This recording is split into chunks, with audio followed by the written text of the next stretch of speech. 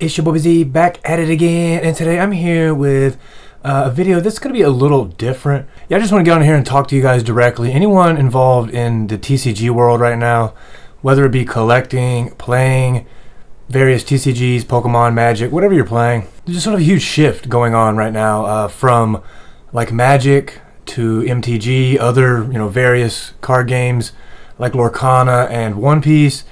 So I'm seeing just huge market volatility right now. Like Surging Sparks is dropping in a few days, and the products went from like $100, maybe $115 to, man, that thing's up $155 now, maybe even $160 by the time you see this video. A lot of people like Alpha Investments and Pokemarket Labs, they've talked about how they think this product, Surging Sparks, the Pokemon set, is going to just absolutely skyrocket, past $200, maybe even by the end of this year. And I don't know, I just wanted to get on here and talk about it. Like the fact that so many people, were playing Magic for so long, and then there's just this shift. Magic obviously is owned by Hasbro, and Hasbro, at the end of the day, they're looking to make the highest gains for their shareholders. So they've been pumping products out day and night like it's nobody's business. You got Secret Layers coming out every 5 days. You have all these supplemental sets. Universes Beyond is another huge thing now. Initially Mark Rosewater stated it wasn't going to be a huge impact on the game. Maybe even it could be ignored, certain supplementary sets. But now going forward, it seems that Universes Beyond is going to be about half of all MTG standard products. And me personally, that just sort of, rubbed me the wrong way. I kind of felt a little off. I've been playing Magic since Mirrodin. I've been cracking packs of Magic since the original Mirrodin block. And back then, Magic was Magic. It was a beautiful thing. It was an amazing game. It was a game you could play with your friends. It was relatively affordable, but it still had, you could collect. There was a collection aspect. You could trade. It was fun. High fantasy. It was a real huge high fantasy game. And being a kid, that was amazing. Obviously, I was a brand new baby boy when Pokemon dropped. I was out here cracking base set Pokemon. I got Jungle, I got base set, I got all these beautiful cards that I've been cracking over the years. That's a different story for the moment. But what I was saying is Magic has just changed. It went from medieval fantasy, fun, sort of knights in armor to like, we got Spider-Man and SpongeBob. We just have it all. What don't we have in Magic at this point, right? Don't get me wrong. I don't mind seeing other IPs in Magic. It's kind of flavorful to have Lord of the Rings or maybe even Warhammer 40K. Could be, that's maybe still there, right? But then when you get to other things like SpongeBob or, whatever they're doing next year, besides SpongeBob, whatever's to come. You got Marvel, you got Transformers, we've had it all. Walking Dead, you name it. Godzilla set, right? For example, you had Godzilla. Basically, at this point, Magic, it's not even Magic. It's its own thing now. It's just Universes Beyond. You know what I mean? And sure, at first you could argue, oh, if you don't like My Little Pony, just don't cop My Little Pony, dude. Just don't cop it. But then you get these super strong cards being printed, and they know what they're doing. Like with the One Ring, they print these cards out that are like, this is going to be a staple card. You're going to need this if you're playing Modern, Vintage, etc. So people are then forced to buy Lord of the Rings products. They're forced to buy into this thing that maybe they don't like, What if Power Rangers had the strongest card in Modern or in Standard even? What if you were forced to get the Megazords? What if you don't even like the Yellow Ranger, but, here she is? Or whatever it is. Certain things, people don't want to be forced into using, right? And so I see that as maybe one of the biggest downfalls moving forward in Magic. And so I've just sort of stepped back from collecting, and granted, I still do play Magic on a daily basis. I'm on Arena all the time. Magic is still fun. It can still be a good game. It has great mechanics, and I just love it overall. It's like part of it's ingrained in my core. But it's getting to a point, sort of just out of hand. Even people who follow Magic on a regular basis, Like even the professor, Tolarian Community College, even he has trouble sometimes discerning sets apart from another or promos apart from another. What set's coming out? When's it coming out? And I have that same issue. Like I've been following Magic for so long, and it's getting to the point where I don't even know what they're releasing. I'm like, is this a supplementary? Can I play with this in standard? You crack a pack, it's got special guests in there, and you're like, oh, I can use this, right? No, buddy boy, put that card to the side. But, again, it's just sort of like a confusing factor there where it's like they're just pushing so much product, people don't even know what to buy. So they're just flooding the market. And at the end of the day, I don't know what that's going to lead to. But the market is showing a pretty strong shift, like I said, into Pokemon, into Surging Sparks. All right, so let's look at the Surging Sparks booster box. Oh, yeah, so we're already up to almost $160 right now. I mean, look at this thing. It was actually pretty low. You could get it for like $120. Some sellers you could get it in bulk for even cheaper than that. But look at this. I mean, we're sitting at $160 as of right now, $158 plus shipping, tax and shipping. You're sitting at $165 probably. And this product's just going to keep shooting up, Even the Foundation's collector booster, that thing is shooting up. It has its low point, but it's back to huge numbers. I don't know. The market has just been doing such a weird, like I said, a weird shift. Everyone wants to now collect versus play, Like even the One Piece TCG, my homies are like, yo, you need to get in on that One Piece, copy some Royal Blood, this, that, and the other. And I'm like, well, how do I play? And they're like, what do you mean play?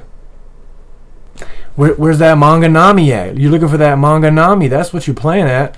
And so at the end of the day, it's like, are you just playing this simply to flip and to make money? Because at the end of the day, I don't know if that's a great investment for everyone to think that they can just come into a TCG and be like, yeah, I'm going to just start dropping money on this, flipping this.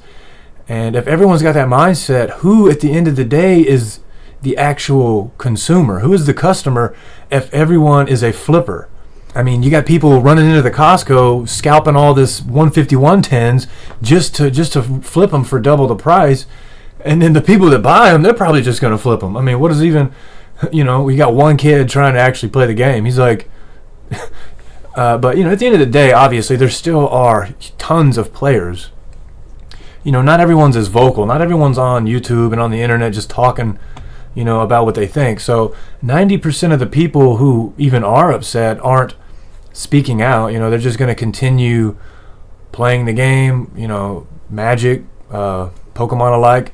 I don't know. I just feel like it's an odd shift. I don't see as many people playing these games. Maybe it's just because the paper formats are dying. You know what I mean? That's maybe another topic. You got MTG Arena, you got Pokemon Pocket that just dropped. So, I mean, like, do you really even need to play Magic in paper? Do you need to play Yu-Gi-Oh! In paper if you can just get it on, like, Duel Masters or whatever? I mean, I don't know the equivalent for Yu-Gi-Oh!, but you know what I mean? It's like, do you need to drive 30 minutes to your local LGS if you can just get on Arena or on MTG Online if you like that experience? So at the end of the day, it's like, where's the money going? Who's actually buying the products at the end of the day? Is it just the collectors? Because the way that these products look like they're spiking in price, to me, that shows someone trying to get in on a collection, on a hoard and flip sort of deal. Maybe they think, oh, I can cop it for $120.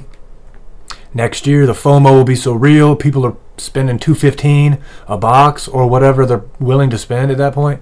Or will the bottom just fall out and it just come back down? There's maybe a reprint, like with the 151. There were boxes going for like $210 for the English 151, Pokemon 151 boxes, and now I can find them in bulk for like $95. Maybe a little higher, maybe like $115. Some of them. Some of the 151 products are just much lower. Even in the Japanese ones are way cheaper, which I don't understand at all, but that's a whole different topic. Me personally, I love collecting Japanese Pokemon, really all Pokemon cards, but my very first rip I ever remember was Japanese Pokemon, so to see, a beautiful Japanese foil, the holo on the Japanese cards is just a whole nother level. But I'm really getting off topic. I'm really rambling at this point. I don't know. I just feel like no one really wants to play games anymore. Like, you get in, okay, let's take MetaZoo that's a great example. The game has some hype behind it, has some pretty good things going. Even Rudy from Alpha Investments had his own sort of set within MetaZoo. The game was pretty popping, but mostly from a collective standpoint. People were looking at it sort of like a stock, like an NFT sort of, I can cop some of these, flip this, trade this, get this graded, sell it for 10K or whatever they were doing. And no one even bothered to learn the game. I mean, the game is convoluted. It has a lot of weird rules. But what I'm saying is like, I don't know. I didn't even see anyone give it much of a chance. You had like 5 people try to play one time. And then from there, it was just like...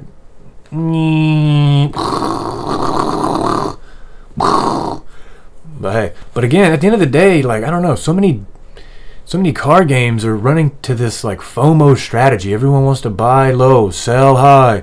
Fear of missing out. Oh, you should have got in when it was 110. It's 150 now, fool. I'm hodling. Like, I really feel like we are moving from card collecting into like a crypto bro. It's crypto bros. Let me know what you guys think. Like, let's start an actual conversation. What do you think? Let me know down in the comments. Do you see this shift happening, in your local area? Because it could be completely different for everyone. Based on your LGS, based on like your personal experience. What do you think? Do you see everyone just trying to cop and flip boxes? Do you see people, actually ripping packs out of genuine love for, Pokemon or for One Piece? When people are copping all these One Piece boxes, do they even know the lore? Do you even know who Nami is?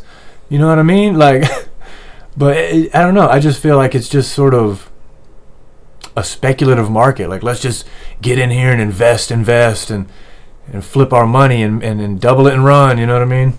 Because at the end of the day, I don't know. TCGs, modern TCGs, I don't know. I don't think you should view them as an investment portfolio, because you just really never know what the market is going to do and where these prices are going to go. Because if you considered yourself a MetaZoo investor, back in the early days of MetaZoo, and you thought, I'm going to get all these cards slabbed and graded, look at all my PSA 10s, and you thought you were sitting on like $1 million investment, now it's just completely, that's gone, and I'm not saying Magic or Pokemon, that's going to happen to them, because let's be honest, Pokemon's going to be here for another 100 years. I mean, that's just a fact. But will you have anyone actually trying to play it? Or will it just be collectors trying to out-collect other collectors? That way they can then in turn sell to newer collectors. You know what I mean? And everyone's just perpetually collecting and no one's even opening the products or something. It's just...